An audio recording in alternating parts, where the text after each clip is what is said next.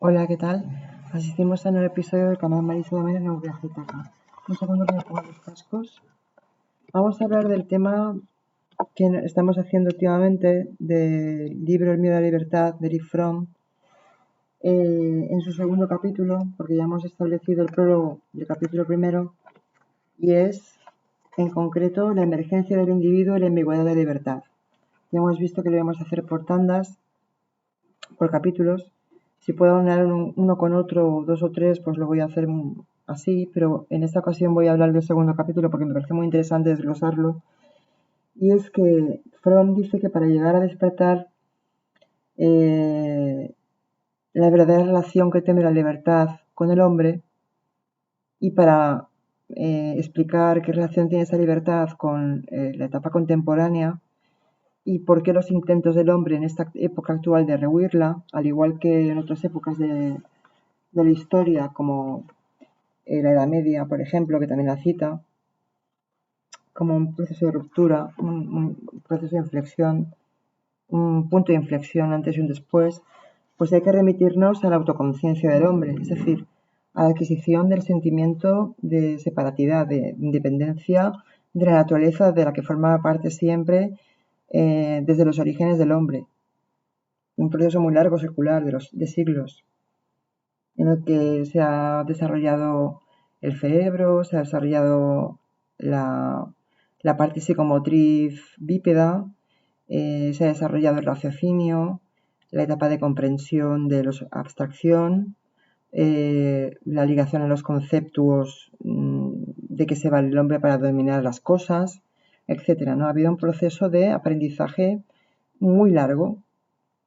Dentro de ese proceso hay un proceso que se llama individuación y otro que es preindividuación. Él lo diferencia así porque el preindividuación, desde el punto de vista social y antropológico que acabamos de hablar ahora, que dice Fromm, del hombre ligado a la naturaleza, a la climatología, a los alimañas, a los depredadores inferiores, a los peligros del mundo en el que vivía, a la orogénesis, muchas cosas de las que dependía, al clan, a la tribu, al brujo, etcétera, etcétera, a los recursos naturales, a la tierra a la que estaba pegado, pues cuando se desarrolla eso socialmente, se puede equiparar también de manera paralelísticamente hablando a cuando un niño se separa de la madre, cuando rompe el cordón umbilical, y ese es un proceso de preindividuación y prehumanización, ambos dos casos, que convergen para explicar que la libertad empieza cuando el hombre se separa de la madre y empieza a tener conciencia de sí mismo como individuo separado, pero no del todo, porque formalmente o funcionalmente sigue atado a la madre, que es de quien depende, para comer, para la educación, para obedecer las normas. Ese proceso de preindividuación va ligado al desarrollo de la educación, por el cual se transmiten normas coercitivas y normas, digamos, de prohibición, por el cual el niño debe someterse para poder desarrollar un carácter propio. Ese carácter propio se desarrolla con el desarrollo del yo, que va paralelo al proceso de individuación. Y no son convergentes ambos, sino contradictorios muchas veces. Entonces, cuando mayor es la escala evolutiva de los animales, en este caso el hombre, depende más de la madre, no de los instintos. Desde el punto de vista filogenético, los animales, pone ese ejemplo Fromm, pues que por ejemplo las abejas desarrollan un comportamiento colectivo en panales, instintivamente hablando, de ritualización de una serie de cadenas de comportamiento que tienen que ver con los instintos, instintivas, del cual el hombre carece, porque el hombre desarrolla el raciocinio, la razón, el intelecto, la madurez y la abstracción. Entonces, cuanto mayor desarrollo de la inteligencia humana como ser superior en la escala evolutiva, más desamparado se encuentra al nacer. Y es al contrario de los restos de animales, por ejemplo, en la escala más baja de que son los insectos. Lo pone como ejemplo, para que se entienda un poco el proceso. El individuo carece de libertad, en tanto en cuanto depende de los roles paternofiliales, pero empieza a desarrollar una entidad separada de la madre y empieza a tomar decisiones. Y eso muchas veces entra en contradicción con los verdaderos intereses del yo creador, que sería lo ideal.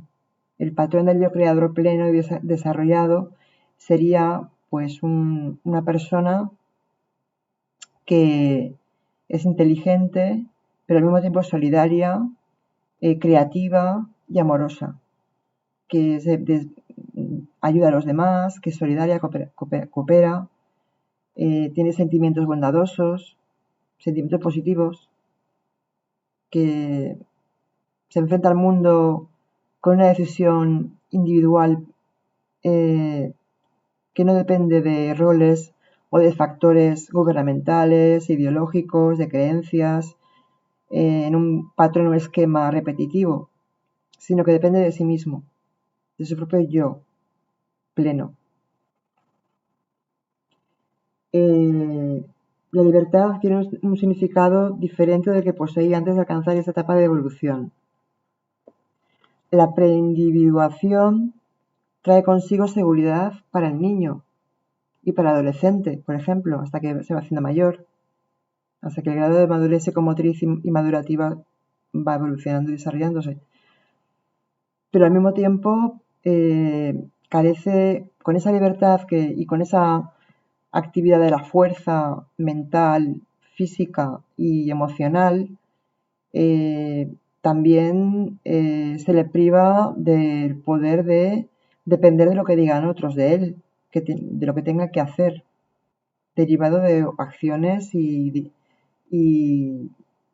prospecciones de otras personas, decisiones de otros, de los padres, de los profesores, etcétera, ¿no? De las figuras de autoridad. El proceso de individuación se refuerza luego por el de la educación. Ya hemos visto que en este antagonismo que la madre tiene con el hecho de que su rol difiere del de su hijo porque le pone normas, pues puede crear hostilidad en el hijo y una angustia, un proceso de angustia. Es un factor importante para ahondar la diferenciación entre el tú y el yo. No es una etapa educacional total, porque es una parte del proceso educacional, insistimos, que dice Fromm. Pero puede ocurrir. Y eso depende, pues digamos, del equilibrio que se establezca entre el tú y el yo, entre el rol paterno-filial y el rol del hijo. Deben pasar unos meses hasta que pues, los niños detecten las facciones y el rictus de la madre, la modulación de la voz, el cariño, etcétera, el tacto, y hasta que sonrían. Deben pasar años antes de que deje de confundirse con la protección del universo que le rodea. ¿Vale?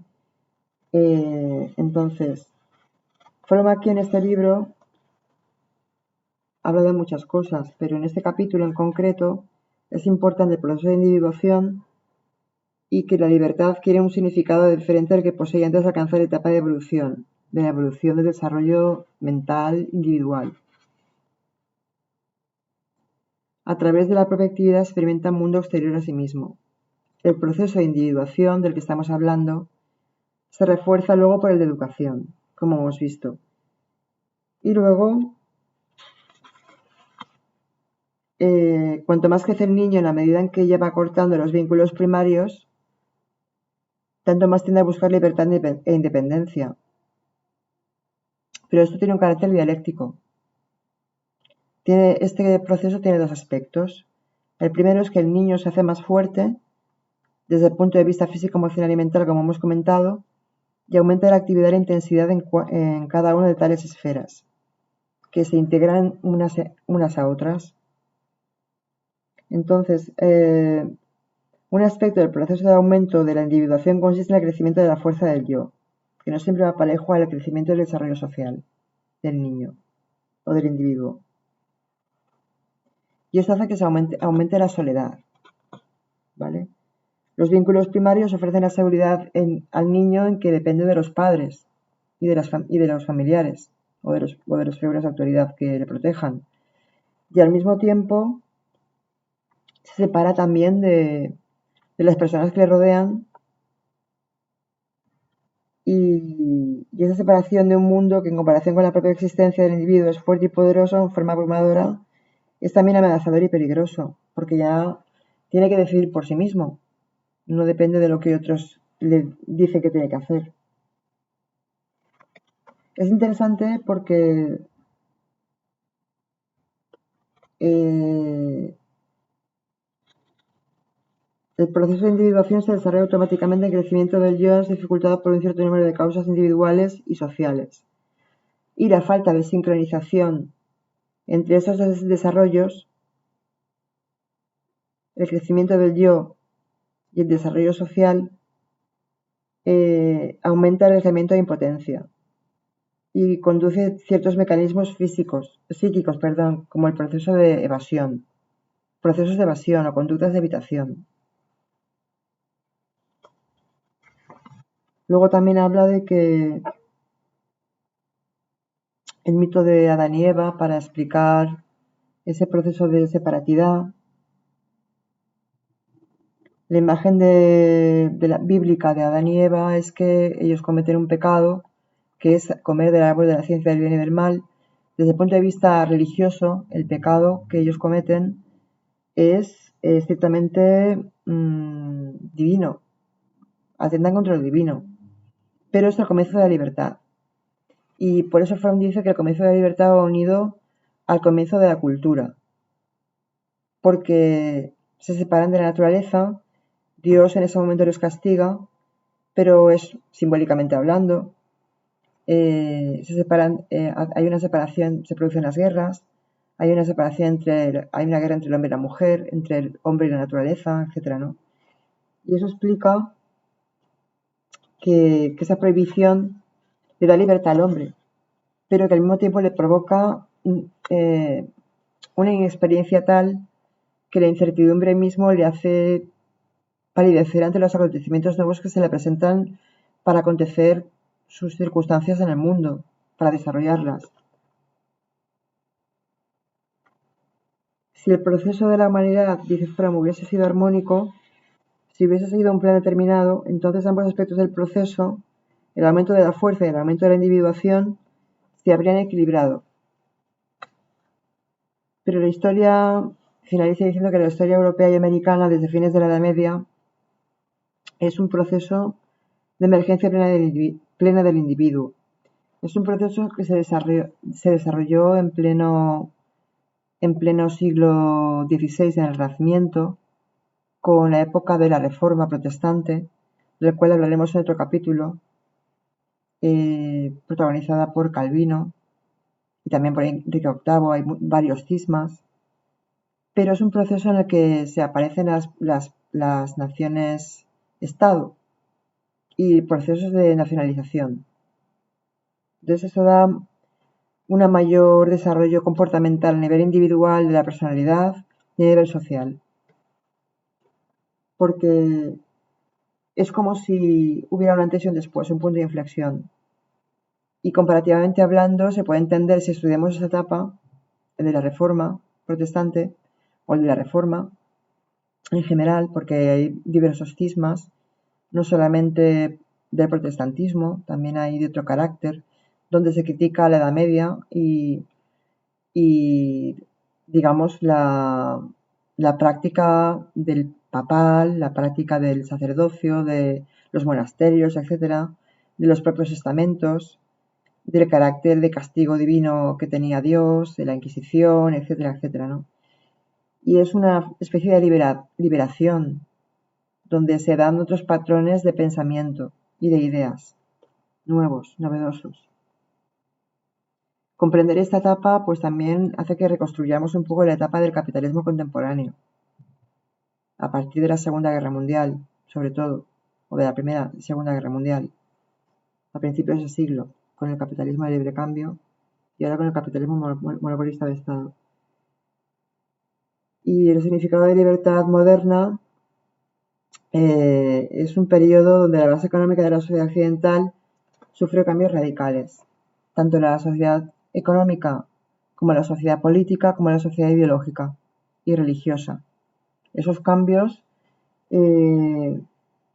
bueno, pues hacen que la escena contemporánea sea muy parecida en cuanto a cambios si comparamos esas dos etapas, aunque sean diferentes.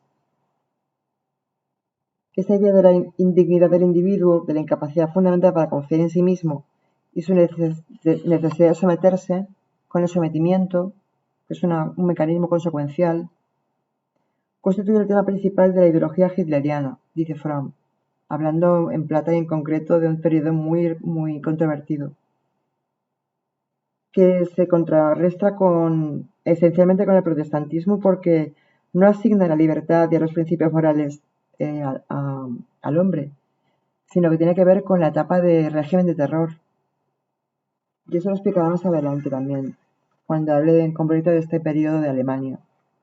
No solo de Alemania como país, sino como un patrón esquemático de conducta, de mecanismos a los que el hombre se aferra para no perder esa pertenencia al grupo y esa inseguridad, vencerla de algún modo, aunque sea erróneamente. Pues hasta aquí lo que os puedo decir del capítulo segundo. Continuaremos con el capítulo tercero, la libertad en la época de la Reforma, y hablaremos de la sociedad medieval y el Renacimiento.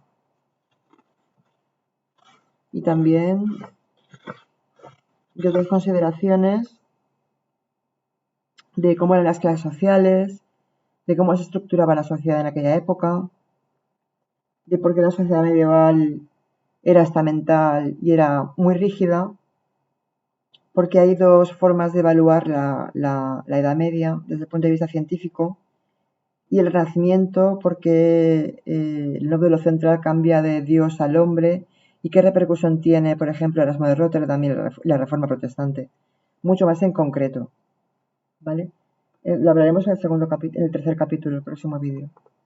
Espero que os haya gustado y bueno, pues hasta la próxima. Y recomiendo encarecidamente que leáis, como siempre digo, a Erich Fromm y El miedo a la libertad, en este caso, ¿vale? Porque también hemos reseñado El arte de amar, pero este es mucho más político y más social, antropológico.